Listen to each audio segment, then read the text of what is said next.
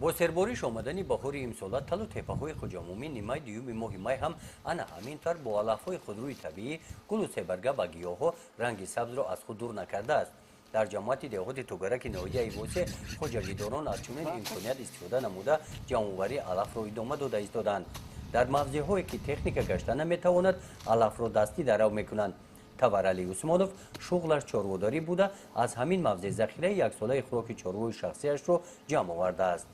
شگر شیده است، ایش داده، ایش با سبزیش شروع همه جو علف چندی دکون بدروا برا ذخیره‌اش بسش. در خواجگی‌های ناحیه ایوسه 46233 سر چاروی کلان شاخدار و 97861 سر بز و گوسفند موجود میباشند. طبق معلومات آماری نظر به همین دوره سال گذشته سرشمار چاروا افزوده است. برای سربست جمع‌آوری نمودن خوراک چاروا و ذخیره دو ساله آن در ناحیه ستاد مخصوص تشکیل شده است. گزارش خواجه نظریف خود نظر ظهروف از ناحیه ایوسه برای برنامه اطلاعاتی نوید.